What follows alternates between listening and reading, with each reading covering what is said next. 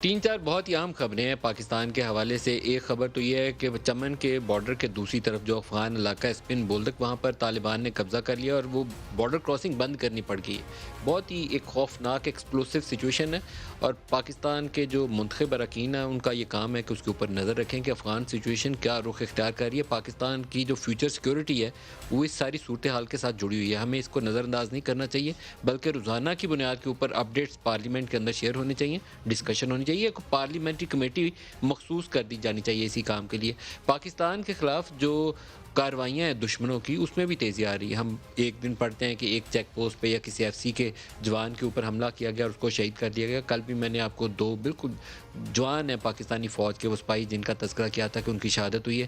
آج اس سے بھی افسوسناک واقعہ ہے، کوہستان کے علاقے میں چائنیز انجینئر جو داسو ڈیم کے اوپر کام کر رہے تھے اور ساتھ اس کے پاکستانی سٹاف بھی ایک بس کے اندر جا رہے تھے جس میں دھماکہ ہوا ہے۔ ریزنز میں ابھی ایکسپلین کرنے سے قاصر ہوں کیونکہ خبر کی رپورٹنگ کچھ اس طرح سے ہوئی ہے کہ اس کی ریزنز کو بھی ڈسکرائب کرنا میرے لیے کافی مشکل ہے، لیکن چائنیز ایمبیسی نے اس کے اوپر باقاعدہ ایک آفیشیل سٹیٹمنٹ اپنی ویب سائٹ کے اوپر جاری کیا، اس کے ترجمان نے بات کی، پاکستان میں سینیٹر بابر اعوان نے بھی شاید اس کے اوپر اظہار خیال کیا۔ تو اس کے اوپر ایک سچویشن ہے جو سامنے آ رہی ہے کہ پاکستان کے دشمن پاکستان کے خلاف کارروائیوں میں ملوث ہے۔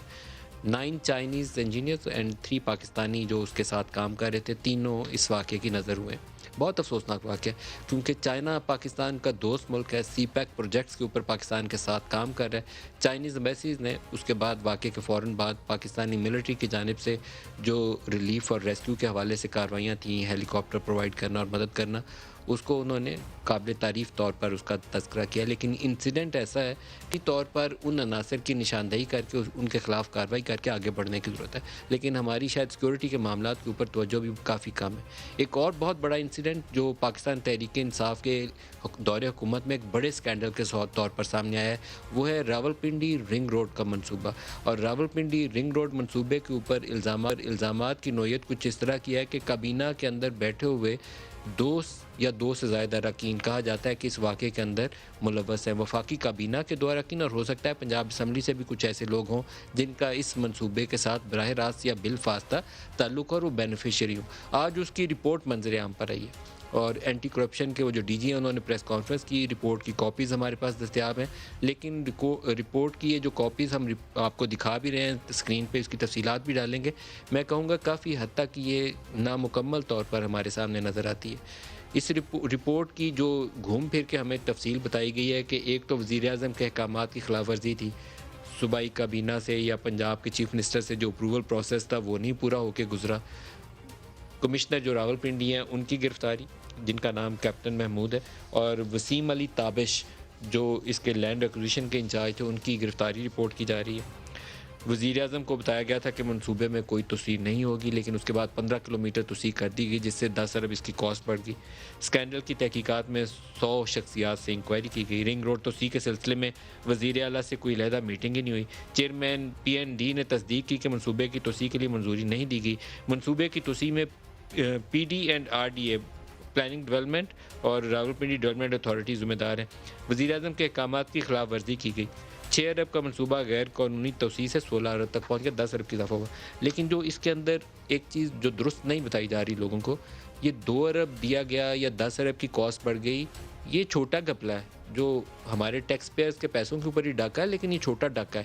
اصل ڈاکہ ان ہاؤسنگ سوسائٹیز نے ڈالا ہے جنہوں نے لوگوں کو زمینیں پلاٹ بیچ کر، جو ان کے پاس تھی بھی نہیں، کسی کے پاس 1000 کنال تھی تو اس نے 30,000 کنال بیچ دی ہوئی ہے۔ ایک سوسائٹی کے متعلق مجھے ایک ریٹائرڈ آفیسر نے بتایا کہ کم و بیش ایک سوسائٹی کا 100 ارب روپے کا گھاپا ہے، 100 ارب روپیہ اس نے لوگوں سے لوٹا ہوا ہے، اور وہ بندہ اگر یہاں موجود ہیں تو اب تک وہ بیہائنڈ دی بارز ہونے چاہیے یا ان کے نام ای سی ایل پہ ہونے چاہیے۔ جن وزیر موصوف کے اوپر ایک کے اوپر اعتراض ہے، آج کی رپورٹ میں تو کہتے ہیں کسی وزیر کے اوپر اعتراض ہی نہیں ہے، ان کے اوپر اعتراض یہ تھا کہ ایئرپورٹ کے دائیں بائیں کی جو زمینیں ہیں ان کے صاحبزادے ان زمینوں کے وہاں پہ موجود ہاؤسنگ سوسائٹیوں کے باقاعدہ حصے دار ہیں، بینیفیشری ہیں اس کے، یہاں رپورٹ ہمیں بتاتی نہیں ہے۔ اب یہ حقائق کون بتائے گا مجھے معلوم نہیں ہے۔ پرائم منسٹر ایک کام پکڑتے ہیں، شوگر سکینڈل 150 ارب روپیہ شوگر مافیا کھا گیا، اس کے بعد وہ کھانے والے کدھر ہیں ابھی تک مجھے معلوم نہیں ہے۔ دوائیاں سکینڈل، وزیر ہٹا دیا میں نے، پیسے کھائے انہوں نے 4 ارب، کدھر کس نے کھائے تھے، کس کو سزا ہوئی؟ وہ ایل این جی اور پیٹرولیم مصنوعات کی قیمتوں میں گھپلے سے اور ذخیرہ اندوزی سے पता नहीं 100-150 अरब खाया गया, वो वज़ीर हटा दिया, वो पैसे किधर हैं, किसने खाए हैं? और यही सूरत हाल यहाँ पर भी है। हज़ारों एकड़ लोगों को बेच के पैसे खा लिए, रिंग रोड मंसूबे के नाम के ऊपर, पता नहीं मंसूबा किधर है। और जिसने खाए हैं उसको पकड़ें तो सही, उनको उस कुटहरे में तो लाएं, उनसे वसूलियाँ कौन करेगा? ये सैकड़ों अरब रुपया लोगों का है जो लूटा गया है। ये 2-4 अरब सिर्फ वो पैसा बता रहे हैं जो मंसूबे की कॉस्ट वाला है। जो लोगों से 100-150 अरब ले गए हैं वो कौन हिसाब देगा? जो इसके ऊपर जो आज प्रेस कॉन्फ्रेंस के अंदर उन्होंने गौहर नफीस डीजी एंटी करप्शन ने बयान दिया है, पहले वो सुन लें फिर इसके ऊपर आगे।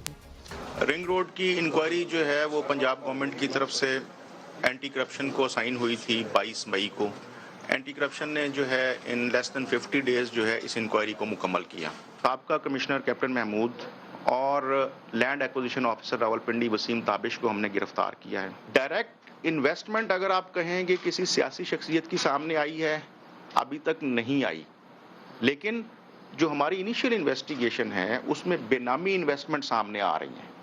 उसमें इन्वेस्टमेंट जो है वो गैर ममालिक से भी आ रही हैं, यूएई से आके पैसे यहाँ पे ट्रांसफ़र हुए हैं। इसके अंदर बहुत सारी ऐसी चीज़ें हैं जो कि बिल्कुल एक गठजोड़ जो है वो शो करती हैं ब्यूरोक्रेसी का और प्रॉपर्टी माफिया का। हाउसिंग सोसाइटीज़ और बेनिफिशरीज़ हैं, उनका केस जो है इंशाल्लाह हम, चूँकि public cheating at large anti corruption के मैंडेट में नहीं आता हो, तो ये केसेस जो हैं ये नैब को रेफ़र किए जाएंगे।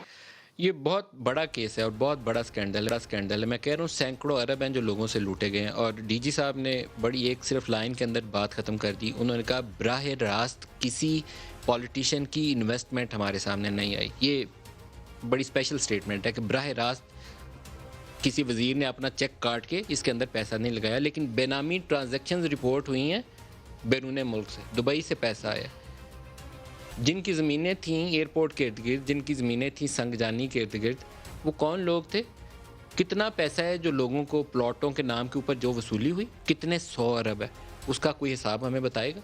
ये जब तक आप सच नहीं बताएंगे, ये रिपोर्ट बता देना काफ़ी नहीं है।